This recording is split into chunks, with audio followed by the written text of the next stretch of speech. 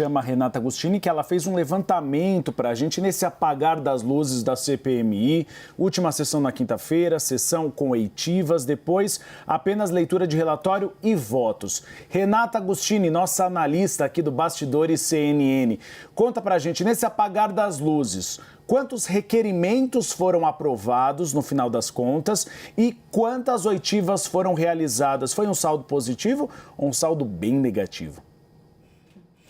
Boa tarde, Uribe, Tainá, boa tarde a todos. Olha, ao meu ver, esse número extremamente diminuto de depoimentos que nos vimos aponta para, no mínimo, expectativas extremamente frustradas em relação à CPMI. Eu tenho visto esse final, para não dizer melancólico, um final anticlímax de uma CPMI que, primeiro, tem um objeto, né, de extrema relevância, investigar os responsáveis pelos atos criminosos de 8 de janeiro, prometeu muito e, ao fim, conseguiu entregar muito pouco. Ainda temos de ver, claro, o relatório final, que vocês estavam aqui já antecipando, né, algumas expectativas, mas o fato é que daquele batalhão de requerimentos que foram apresentados, nós tivemos um número grande de convocações aprovadas, foram 182 convocações que foram aprovadas pelo colegiado, mas só 20 dessas oitivas, desses depoimentos, foram agendados e tivemos 2 depoentes que nem sequer apareceram porque conseguiram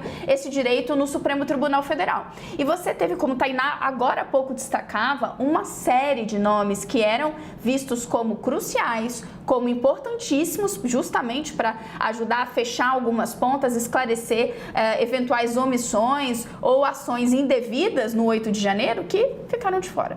E aí me parece que a gente teve 2 questões a pesar sobre isso. A primeira é que houve ali uma disputa muito renhida entre a oposição e governistas.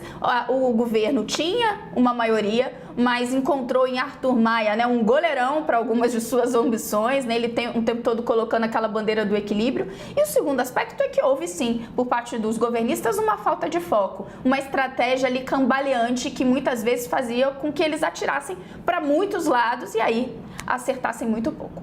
Excelente seu levantamento, Renata. E o que você diz também é o que a gente ouve nos bastidores desde o início da CPMI, quando você conversa, sobretudo com aqueles da base, não necessariamente do Partido dos Trabalhadores, mas que compõem a frente governista na CPMI, eles sempre demonstraram preocupação com essa falta de foco, com que claramente a gente pode entender, Renata, como uma desorganização mesmo do governo para tentar levar essa CPMI a algum lugar. Chegamos ao final dela sem um consenso, por exemplo, sobre o que deveria ser votado, se novos nomes deveriam ser chamados ou não.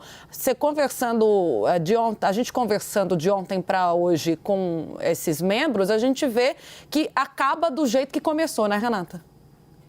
Exato. Havia um problema, um pecado original. O próprio presidente da CPMI, Arthur Maia, né, esses dias voltou a falar sobre isso. Olha, a gente de fato tem uma CPMI com o mesmo objetivo que já corria no Supremo Tribunal Federal, o Supremo esse que já estava adiantado. Então as investigações já estavam correndo em outro passo, mas havia um intuito de trazer esses fatos e os responsáveis para o grande público. Fazer com que a CPMI fosse esse palco, expor todas essas versões, mas expor as muitas perguntas e dar essa resposta à população. O que a gente viu foi um embate que travou esse trabalho. Então, enquanto os oposicionistas, com certeza, tiveram suas expectativas extremamente frustradas, foi uma estratégia muito errática, né? Usar a CPMI como ali um grande palco de desgaste para o governo, isso não aconteceu. Os governistas conseguiram montar a maioria, mas ao mesmo tempo não conseguiram entregar